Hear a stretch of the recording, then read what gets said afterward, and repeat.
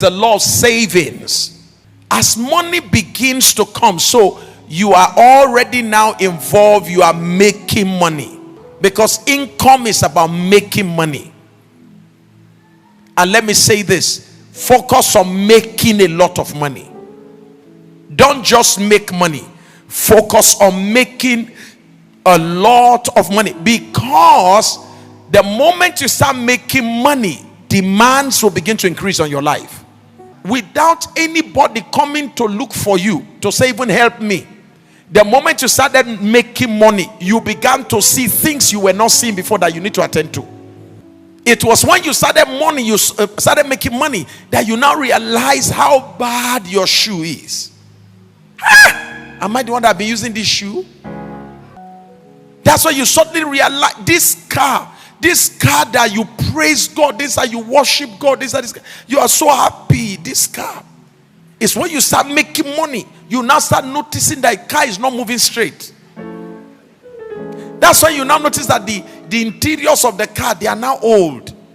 That's why you come out of your house and you're like, the car is looking very old, and you're like, God, am I the one that been driving? It's you. So what happens is that when income begins to come in, taste begins to rise. Your taste begins to increase. So I challenge people to say, don't just make income, make a lot of it. Now, from income, we move to the law of savings. Financial security, so to say, begins with disciplined savings.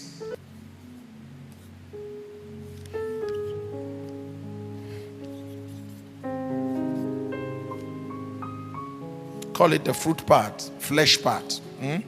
Call it the flesh. So this is what? A fruit.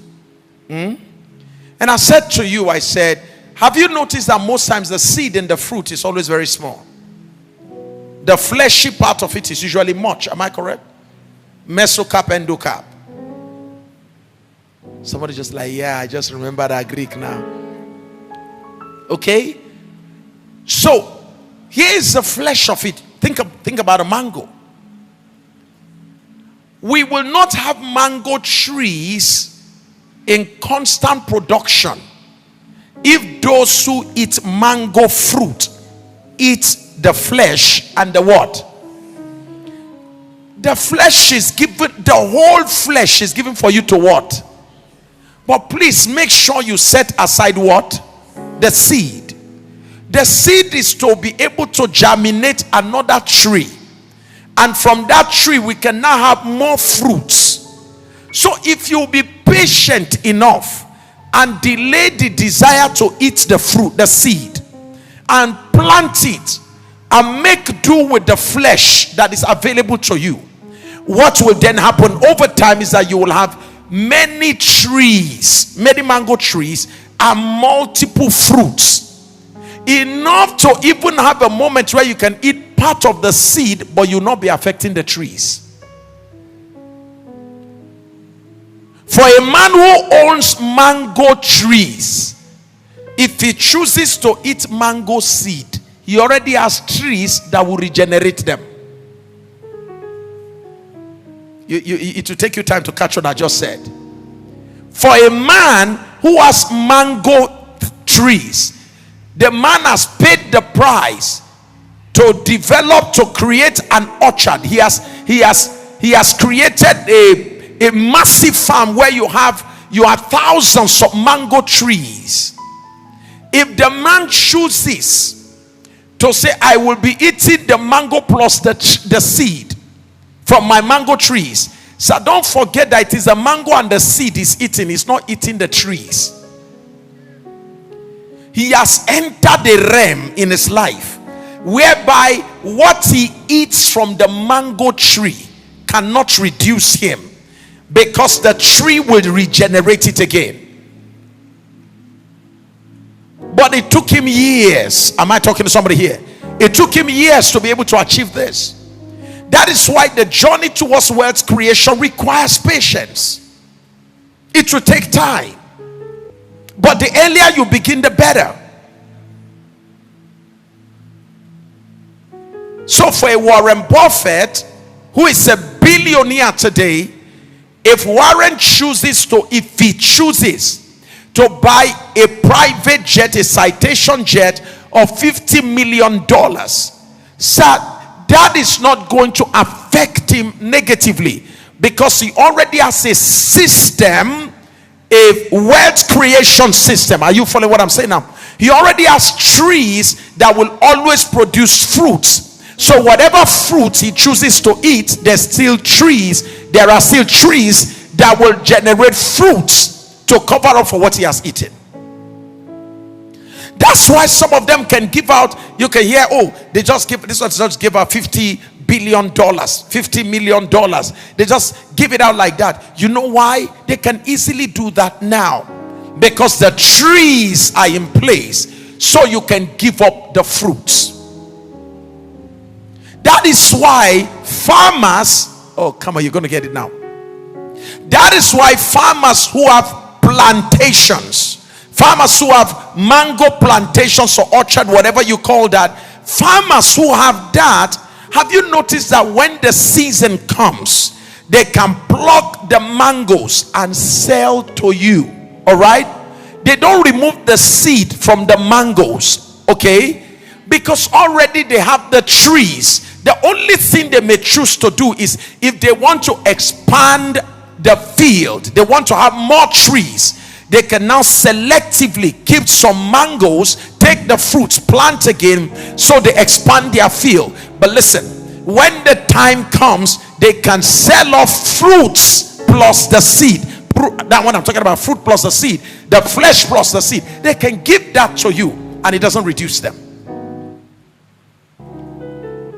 Are you getting what I'm talking about here now? This is what you should begin to think about in your mind. If you are very young, you want to say to yourself, I want to get to a point sometimes in my life whereby I already have the trees of wealth. I have worked hard and I've been able to save. I've been able to minimize my expenses. Because wealth is not about how much you earn, it's about how much you keep. It's not about how much you are earning.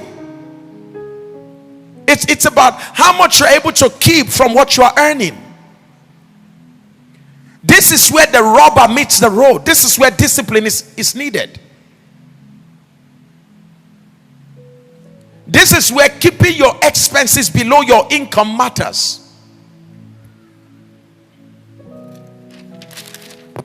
So how much is my income? Let's say maybe I make 10,000 naira, okay? That's my income. How much is my expenditure? Totally at the end of the month, I end up, my expenditure is about 9,000 naira. What do I have left?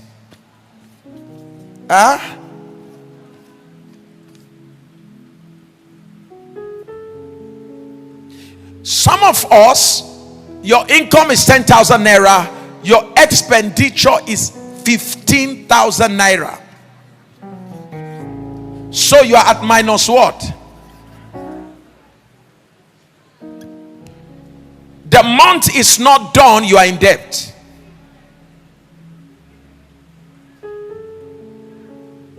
And what is responsible for this expenditure? In most cases, we're not talking about accidental happening, which sometimes you may have unfortunate situations. Somebody fell sick and they have to take the person to the hospital, you have to spend a lot of money. Those kind of things happen. Is that okay? That's more reason again why you're going to learn savings over time. But we're saying there's no problem. The issue is just that you are very spontaneous. Very spontaneous. You see, you just saw this. My God. They must not dangle anything before your face. Just look at your neighbor. Say, pastor is talking to you, not me. I'm okay. Chiffon.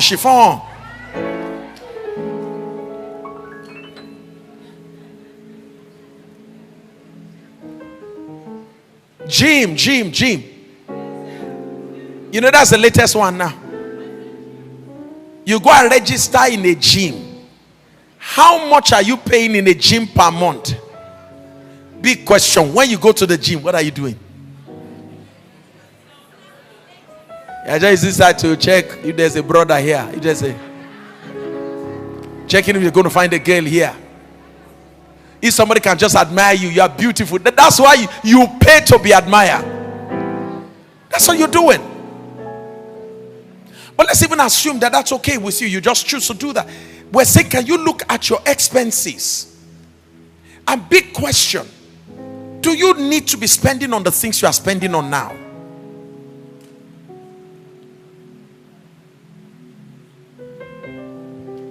Can't you practice something we call what? Delayed what? Delayed gratification. Tell yourself no. Grow your tree now. Grow your tree now. I was not wearing designers during those days. No, sir, I don't do designers. I go to area 2, corner shop, right? That, sir, that area where you have the corner shop, close to Pastor John's area. That's where I go to. They measure me. They measure me. They sew suit. They sew coat for me. We negotiate on pads, shoulder pad. I'll say this pad, okay, yeah, this one will look, maybe look. We negotiate on pad that they will put. When I come to service, I'm in a flight mode.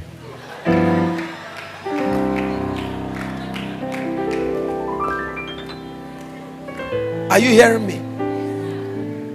When the time came for God to change my dressings, even though we've been saving, sir, and I can see from the savings that we can afford to buy suit, but at that time, sir, if you buy suit from that savings, sir, you will send the savings to a place of epilepsy.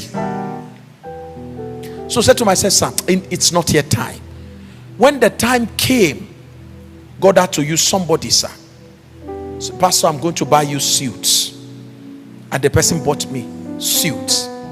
That's if I entered the store shop where they say where the big men in our country go to buy suit in this city. Somebody took me there. When I saw the price for each suit, I felt like saying, sir, can you give me the money? I'll come back and buy by myself.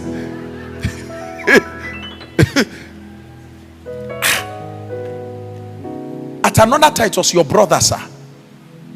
He said, Daddy, he called me. We had done some prayer together. God opened the door for him. He called me, said, Daddy, where are you? I said, I'm at home. He said, Daddy, I want you to come and meet me somewhere. God has done it. Pastor Sunday's elder brother. He said, God has done it. He said, I want you to come and meet me somewhere. He said, He said, Daddy, pick suit. I said, no problem, I picked it. I made sure that I use the ones that they bought for me. I used them carefully so that they will last long. Until when God began to give us the grace for me to now say, okay, let me come there and buy 1 and buy 2 and buy 3.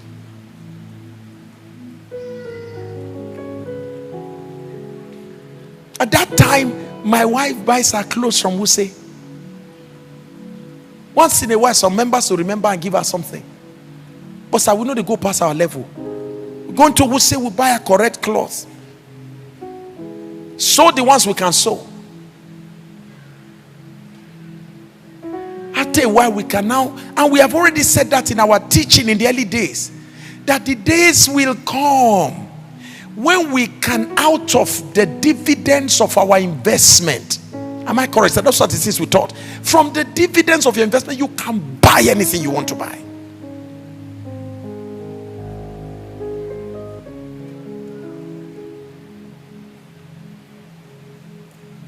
My advice to you, start early.